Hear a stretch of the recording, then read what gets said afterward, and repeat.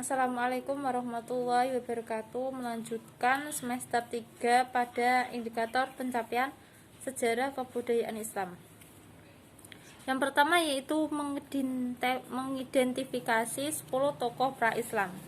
Yang pertama yaitu Nabi Ibrahim sebagai pembawa agama Tauhid. Dan yang kedua yaitu Nabi Ismail, penerus Nabi Ibrahim alaihissalam, yaitu Siti Hawa, ikut serta dengan suami dan anaknya menyebarkan agama Islam. Dan diantaranya yang nomor 4-10 yaitu penganut penyebaran agama Islam yang dibawa oleh Nabi Ibrahim alaihissalam. Yang pertama yaitu Warakah bin Naufal, dan yang kedua Muawiyah bin Salb, yang ketiga yaitu Kus Saidah, yang keempat Utsman bin Khawaris, yang selanjutnya yaitu Abdullah bin Jashi, selanjutnya Zainal bin Umar, dan yang terakhir Nabi Nuh alaihissalam.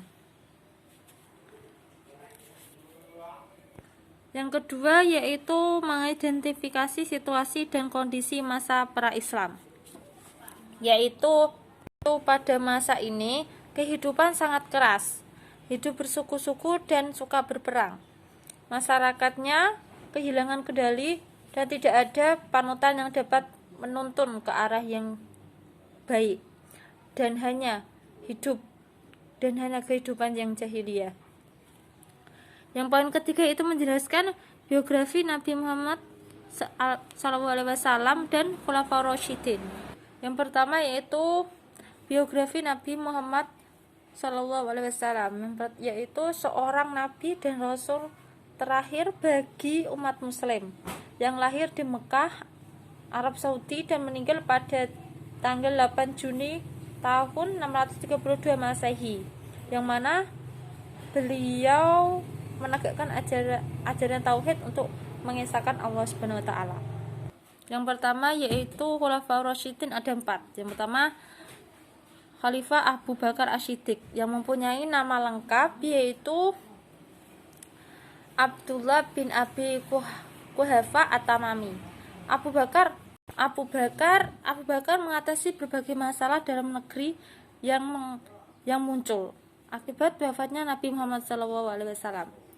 Yang kedua yaitu Umar bin Khattab, yang memiliki nama lengkap Umar bin Khattab bin Nufail, keturunan Abdul Uzza al-Quraisy dari suku Adi, salah satu suku yang paling mulia. Umar masuk Islam pada tahun kelima setelah kenabian Nabi Muhammad SAW, yang menjadi salah satu sahabat terdekat Nabi SAW. Yang ketiga yaitu Utsman bin Affan, itu nama lengkapnya Utsman bin Affan bin Abdul Ash bin Umayyah dari suku Quraisy yang memeluk agama Islam karena ajaran Abu Bakar dan menjadi salah satu sahabat terdekat Nabi Muhammad SAW. Selanjutnya yang terakhir yaitu Ali bin Abi Thalib, yang tidak lain adalah keponakan dari menantu Nabi Muhammad SAW.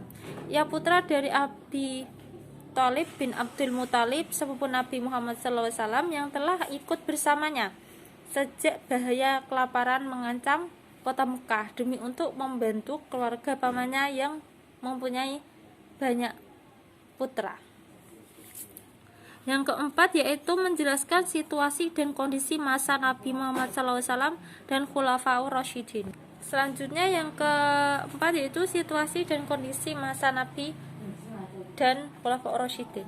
Yang pertama yaitu pada masa Nabi Muhammad SAW, pendidikan berpusat pada kota Mekah, yaitu setelah Rasulullah hijrah dari Mekah, dan kondisi pada masa ini banyak orang yang masuk Islam dan Islam sudah tidak sembunyi-sembunyi. Dan pada masa Abu Bakar, pada masa ini ada perang Mu'tah, yang mana perang pembalasan pembunuhan ayahnya Zaid, dan perang ini sukses membawa pengaruh positif bagi umat Islam. Yang selanjutnya itu pada masa Umar bin Khattab. Pada masa ini banyak perselisihan di kalangan umat. Pada masa ini prinsip-prinsip demokrasi dibangun pada jaringan pemerintahan sipil yang sempurna, sehingga hidup dari prinsip egaliter dan demokratis. praktis yang harus dimiliki seorang kepala negara. Selanjutnya yaitu pada masa Utsman bin Affan. Pada masa ini banyak tekanan dari kaum Quraisy terhadap kaum muslimin Mekah yang ikut hijrah beserta istrinya di Mekah. Selanjutnya yaitu yang terakhir pada masa Ali bin Abi Thalib. Pada masa ini terdapat peperangan dengan Aisyah beserta Tolha dan Abdullah bin Zubair yang dinamakan Perang Jamal. Dengan perang tersebut membuat Ali tak pernah merasa damai. Dan pada masa ini juga tumbuh kaum Syiah dan Khawarij yang menimbulkan banyak pro kontra sampai sekarang. Selanjutnya yaitu poin kelima, mengidentifikasi peristiwa-peristiwa penting pada masa Nabi Muhammad SAW dan Khulafaur Rasyidin, masing-masing 8 peristiwa terkait dakwah Islam, peperangan, dan diplomasi. Yang pertama yaitu terkait peristiwa dakwah Islam, yaitu pada masa Nabi terdapat peletakan kembali Hajar Aswad.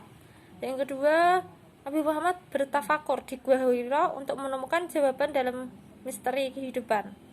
Terkait pada peperangan yaitu peperangan diploma yang dilalui Khulafaur Rasyidin, yaitu yang pertama terjadi perang Mu'tah, yang kedua perang Badar, dan ketiga perang Jamal, dan selanjutnya perselisihan antara kaum Khawarij dan Syiah, dan perselisihan pemerintahan demokratis pada masa Umar bin Khattab, dan perang Siffin. Selanjutnya pada poin 6 yaitu menunjukkan keteladanan Nabi Muhammad SAW dan Khulafaur Rasyidin minimal 5 buah. Yang pertama yaitu keteladanan Nabi Muhammad SAW. Yang pertama jujur, yang kedua dapat dipercaya, ketiga menyiarkan, cerdas, dan yang terakhir rendah hati. Sedangkan keteladanan Khulafaur Rasyidin yang pertama yaitu Abu Bakar, keimanannya yang tinggi, sederhana, selalu menginfakkan hartanya dan tidak sombong serta adil. Yang kedua itu Umar bin Khattab, tubuhnya tinggi, tegap, dan memiliki fisik yang kuat, selalu menunjukkan tinggi dan memerangi kebatilan, sering mentafakur hartanya kepada orang yang miskin. Selanjutnya Utsman bin Affan, sahabat Rasulullah SAW yang sangat kaya raya, selalu mensedekahkan hartanya di jalan Allah, dermawan dan tidak pikir. Yang terakhir Ali bin Abi Thalib, menantu Rasulullah SAW, fisiknya kuat, ahli dalam berperang, pemimpin yang segan musuh, lembut dan sabar. Selanjutnya adalah poin ketujuh, yaitu menunjukkan 3 kisah teladan terkait Nabi Muhammad SAW dan Khulafaur Rasyidin.